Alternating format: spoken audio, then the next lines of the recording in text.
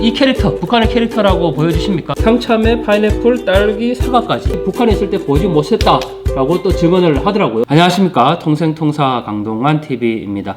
얼마 전에 북한에서 노동당 8기 제3차 전원회의가 열렸죠. 이때 다루어진 안건 가운데 육아정책 문제가 있었는데요. 김정은이 육아정책 문제를 해결하라 그러면서 북한의 어린이들에게 젖우유, 북한에서는 우유를 젖이라고 표현하는데 이 젖을 차질 없이 공급하라라는 지시까지 내렸죠. 그래서 최근 북한의 언론을 보면 전염소를 잘 키워서 거기에서 나오는 우유를 지역 타가수에 잘 공급하고 있다, 이런 기사들이 나오고 있는데요.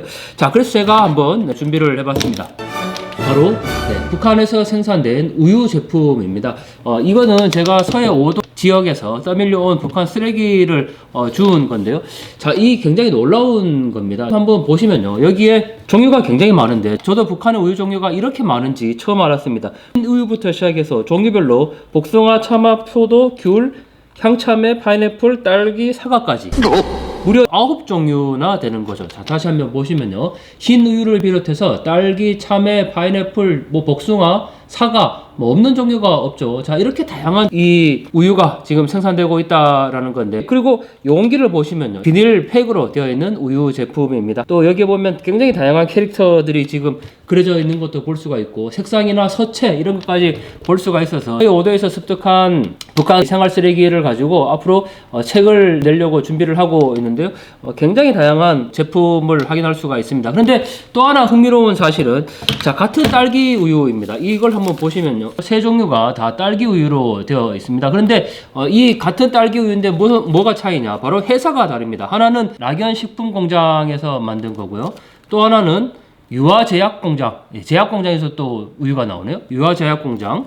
그리고 북한에서 요즘 가장 인기 있다는 오일종합가공공장에서 나온 딸기입니다. 그러니까 같은 딸기 우유이지만 이렇게 세 종류가 각기 다른 회사에서 나오고 있다라는 건데, 영양도 조금 다릅니다. 성분을 한번 보면요, 대부분 성분에 젖산 칼슘이 다 들어가 있거든요. 과일즙과 비타민이 다 함유되어 있다라고 얘기를 하고 있는데요.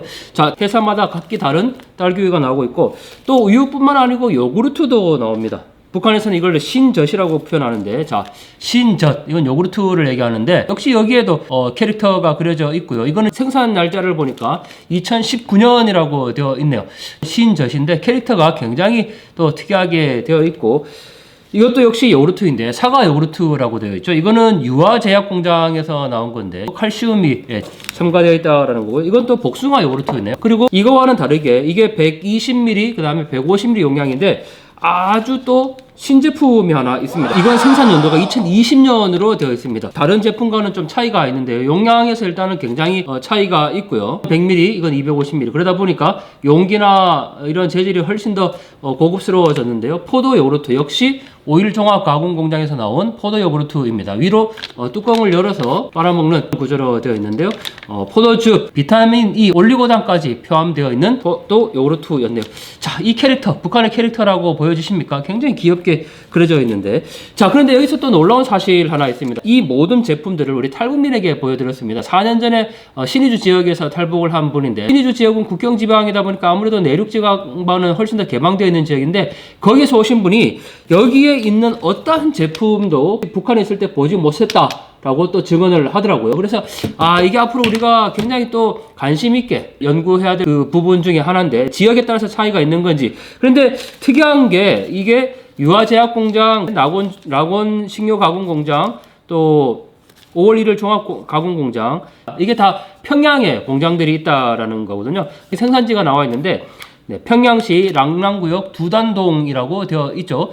평양에서 생산된 걸로 나오고 있습니다. 자, 이 제품이 평양에서 서해 5도까지 어떻게 왔는지, 평양에서 생산되었지만 서해 5도와 인접한 황해도 지역이나 평안도 지역까지 거기에 주민들이 사용하다가 떠밀려 왔는지는 사실 알 수가 없죠. 더군다나 이게 인민들에게 공급된 것인지, 아니면은 서해 5도 지역이 해안가와 접해 있기 때문에 군부대에 지급된 것인지도 확인할 길은 없습니다. 그 해안가에 떠밀려 온 것을 제가 습득을 한 거니까요. 그런 부분들도 앞으로 저희가 계속 주목하고 연구를 해야 될 부분이고, 주워온 이 상품들을 가지고는 북한의 브랜드, 생산의 현황이라든지 또 산업의 현황을 볼 수 있을 것 같고, 무엇보다 북한의 산업 디자인 강조하고 있는데, 산업 디자인, 브랜드, 색상, 서체, 이런 것까지 종합적으로 볼 수 있는 제품이라는 점에서 의미가 있을 것 같습니다.